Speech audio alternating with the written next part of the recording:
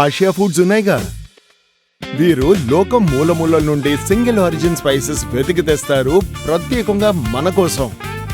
Asia foods, purity in purpose.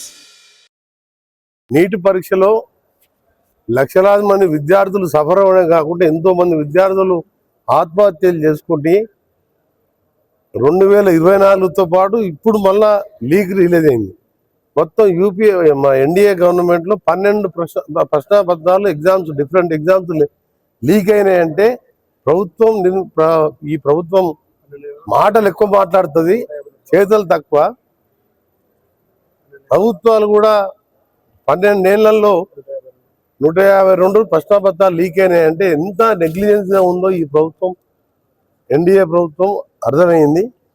దాని మీద ఈరోజు విద్యార్థులు పోరాటం చేస్తే వారి మీద అమానుషంగా లాఠీ చార్జ్ చేయడానికి కూడా తీవ్రంగా ఖండించడమే కాదు, మా ప్రతిపక్ష నాయకుడు మొట్టమొదటిసారి ఆ విద్యార్థులను సంబంధించి ఎవరైతే కారకులు ఉందో ధర్మేంద్ర ప్రధాన్ రాజీనామా చేయాలని ప్రధాని నివాసాన్ని ముట్టడించడాన్ని కూడా మేము సమర్థిస్తున్నాం. ఎందుకంటే ఇది లక్షలాది మంది విద్యార్థుల భవిష్యత్తుకు సంబంధించింది.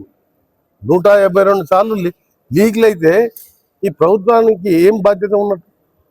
గతంలో 10 సంవత్సరాలు యూపీఏ ప్రభుత్వం మన్మోహన్ సింగ్ గారు ఉంటే కొన్ని విషయాలలో కొన్ని ఆరోపణలు వస్తే వెంటనే 7 మంత్రులు రాజీనామా చేసిన 10 ఏళ్లలో. రైల్ యాక్సిడెంట్ అయితే కొన్ని టెలికమ్యూనికేషన్ మా మిత్రపక్షమైన రాజాతో కూడా రాజీనామా చేయించాం.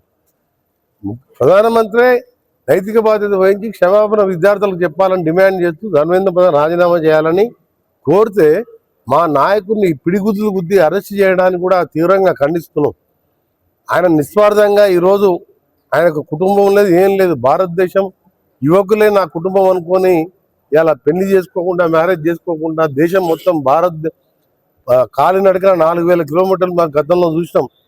భారత్ జోడో నఫరత్ జోడో, అన్ని కులాల వాళ్ళు కలిసి ఉండాలని భారతదేశం కోసం ఆయన ప్రధానమంత్రికి పదవి పక్కన పెట్టండు. నాకు పదవి ముఖ్యం కాదు, నాకు యువకులు ముఖ్యం అని చెప్పేస్తే ఆయనను కూడా ఈడ్చుకెళ్ళి అరెస్ట్ చేసిందంటే ఈరోజు ఎక్కడ పోతుంది దేశం అర్థమవుతలేదు. ఇప్పటికైనా ప్రభుత్వం చట్టం తెస్తామంటుంది, ఫాస్ట్ ట్రాక్ అంటే ఇవన్నీ పాతాయి. ఇన్ని లక్షల మంది, వందల మంది పిల్లలు ఆత్మహత్యలు చేసుకొని ఇంత నష్టపోతే దానికి నైతిక బాధ్యత రాజీనామా చేపిస్తానికి ఉల్టా ప్రతిపక్షాలని ఈరోజు లాఠీ చార్జ్ చేసి విద్యార్థులను కొట్టడం, దీన్ని తీవ్రంగా ఖండిస్తున్నాం.